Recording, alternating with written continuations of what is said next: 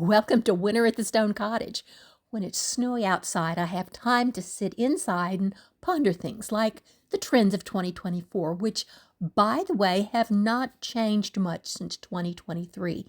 And I really like a few of them, such as sustainable furniture, thrifting, and wanting to decorate our homes in our own style, not just the trend du jour.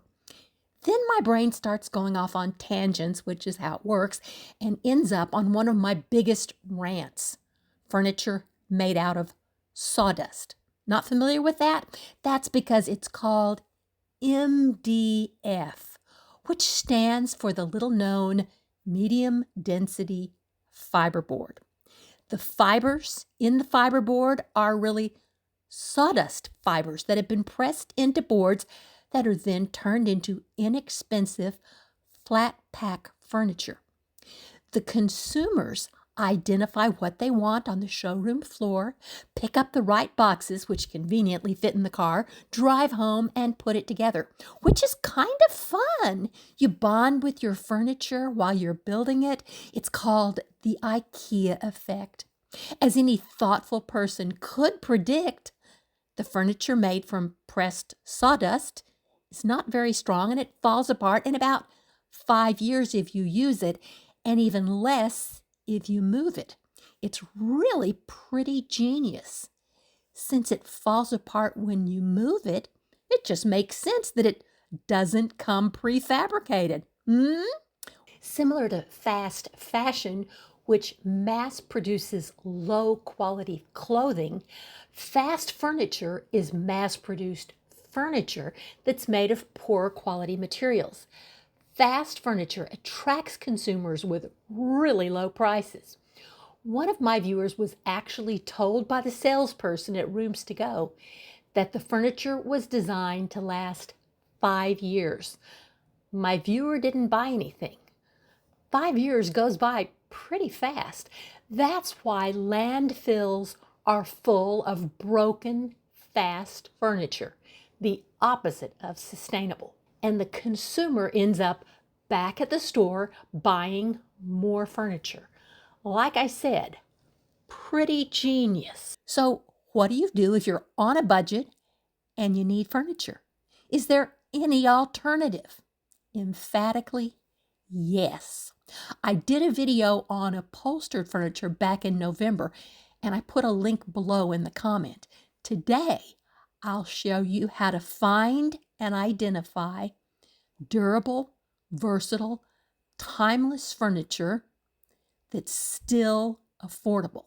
And this time we'll be looking at case goods. Case goods is things like bookcases, chests, dressers, desks, wardrobes, cabinets, that sort of thing. Essentially, anything that's not been upholstered. So let's see where you can find this stuff. Now, my family didn't come in until December 26th, so this was Christmas morning. I went on Facebook Marketplace and pulled these up. This was the very first thing, today's picks. And there are two very comparably priced, essentially both $250. Both dressers have 4 drawers. Let's compare the two. Now, the first one on the left looks to have, some bowing in the front and the 4 drawers. Nice traditional hardware. That's looking pretty good, right? But that's not what I look at to see the quality. Now, the second one, again, very similar kinds of hardware, a little bit darker wood, the 4 drawers, essentially the same price. Now, this first one, do notice it says free delivery. So that should tell you a little bit of something. The other one didn't offer that. Now, inside, they are giving me this interior picture. They have a lot of pictures, but when they go inside, they've taken this picture, this little stamp on there. You can see the manufacturer. I guess they think that's going to impress you. But I'm looking at the drawer itself. The bottom of the drawer, the floor of the drawer, kind of looks like a printed on pattern of wood. It's a little bit lighter. It's not aged at all. And when I look at where the front of the drawer meets the side of the drawer, it is a single lineup. Unlike this piece right here, this one says that it's an antique. It mentions the 1800s and it mentions mahogany, which it very well could be. Very interesting piece. But I look at the sides of these drawers. This is someone that actually knows something about antiques. This drawer has dovetails where the front of the drawer meets the side of the drawer, those little notched kinds of things. I think there are 1, 2, 3, 4, maybe 5 of them from top to bottom. And the wood on the side of the drawer has obviously colored and aged. That tells me a lot. And that is consistent with something built in the early 1800s. Notice that the little dovetails themselves, that's the little darker piece. It's a little bit smaller, there's a little more space in between. That is consistent with the age. Now, this was the next one I just put, so you're like, oh, there were 2 of them. Well, here, I pulled up these. So on the left, you see a desk, a secretary desk, and in the middle, a really inexpensive piece, and on the right, another dresser. So let's take a little bit closer look at them. This is a crying shame. This looks like it actually is from the 1890s. Looks pretty sturdy. There are only a few pictures, and they're all very superficial. This is what it looks like when it's open, that type of thing. So I can't tell the quality, but the vintage looks good. Too bad they painted it. But the price on that is not bad at all. Now, this is that chest of drawers, and it does says that the drawers don't operate smoothly, and the price on that is $80. And the style on this is very much of that Eastlake look. It could go very easily into a William Morris kind of a look, so that 1880s, 1890s, very interesting. And with a price like that, even though they don't slide well, sometimes just a little bit of tightening up can take care of the situation, and a little bit of soap on them can help them to glide in. A little bit of work helps. Now, there are only 2 photographs of this, so I don't have exact details, so it's only a straight on and from an angle. But that looks interesting for $80. I mean, that's an excellent price, and it's still standing. Now, here's the other one that's mentioned. It says, beautiful antique dresser. That's not an antique. If it was made in the 1980s, maybe, I would say vintage, $250. But this is not an old piece. You know, not old in my book. It's vintage, but it's not an antique.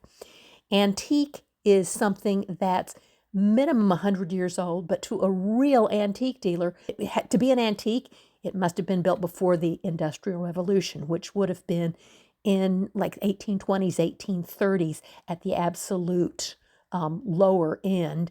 But sometimes antiques could have been built into the 1850s, 1860s, depending on the region. Now, this is the inside of that $250 beautiful antique knot dresser, and they're not showing me the construction of it.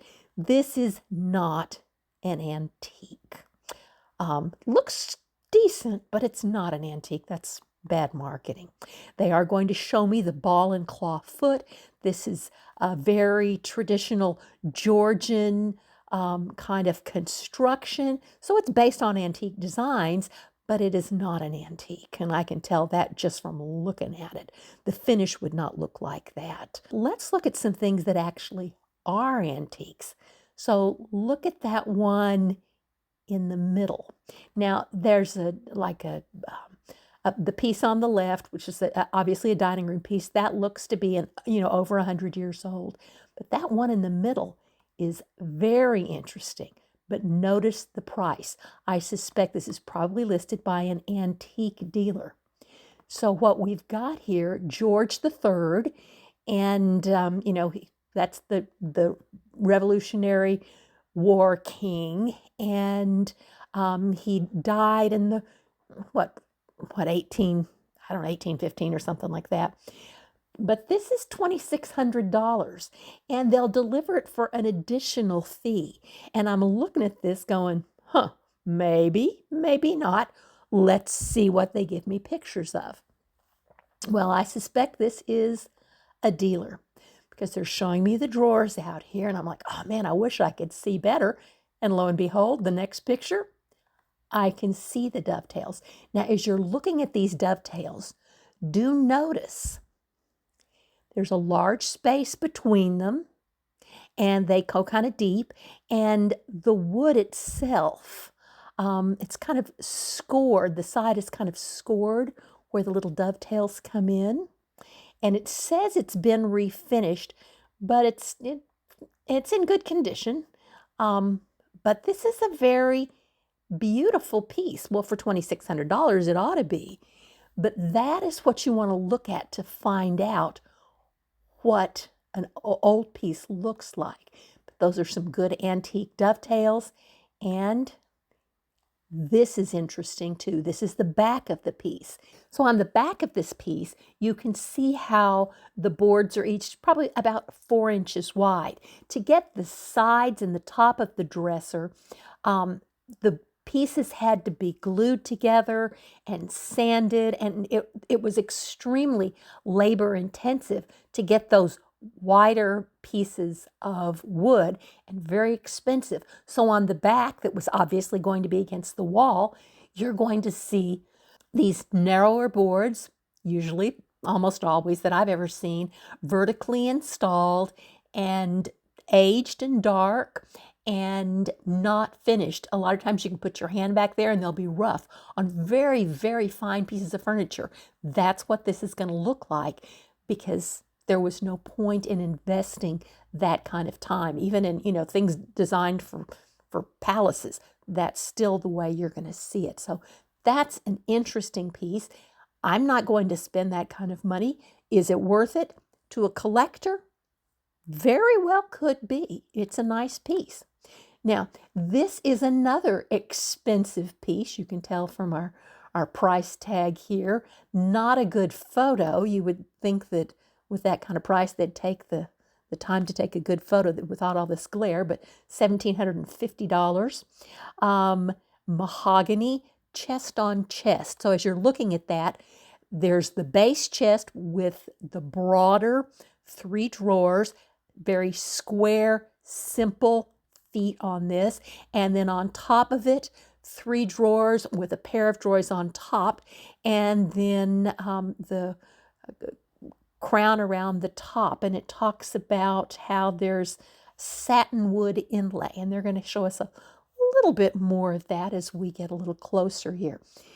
And here you can see a little vertical inlay, and you can see a little diamond inlay across the top and a horizontal inlay. So this seems to be a pretty piece, but not as much carving to it. I'd say this probably was not in, like the governor's palace or something like that. I would say this probably was a successful merchant or something like that. Probably the man bought the furniture because women would have wanted a little more frilly and ornate. So that's how I could picture this: a successful businessman of some type buying something like this. Again, is it worth it? If you are an antique collector, very possibly. Me, I'm a little cheaper than that. Again, you can see the dovetails. And that's what you want to see, is the dovetailing in the drawers. If there's not dovetailing, you're not looking at something that is of quality construction, in my experience. Now, if you're thinking, well, I have to get lucky at Facebook. Last week I went to the Salvation Army. And the Salvation Army around here, in my experience, has had the best furniture selection. Now, not every week has something great, but last week there were 3 dressers, is what all 3 of them were called. This one has the 6 drawers. It's a little bit taller, and then there's that open space. And you can see here the price, what's $179.99, so roughly $180. This is the drawer, no dovetailing. Probably what happened here is they cut a little groove out in the front, and then they make a little tongue that will slide in the side of the drawer. That's how this is constructed. And then they're stapled together or glued together. They usually don't last real well. This is probably something, my guess is from the 1990s. The reason I say that, this is the back, and it has like MDF across the back, not wood, and then there is that telltale hole in the top. And I suspect what that is it was designed as an entertainment center, is my guess. And those open spaces are maybe for your, like your DVD player, and then a hole for your cording to go out. That's what I think that is. So for $180. Now, this one on the back side of it, those were all 3 right there together. This piece looks very similar to a piece I have in my bedroom, which was the sideboard or the buffet or whatever it was called for the dining room. But this is the very same, the 4 drawers, larger drawers in the middle, 2 drawers on either side with the cabinets on the side. Very much like my bedroom. I did not see a price on this, but in general, they put the pricing all the same. So I'm going to guess this is probably about $180. The finish looks a little beaten up.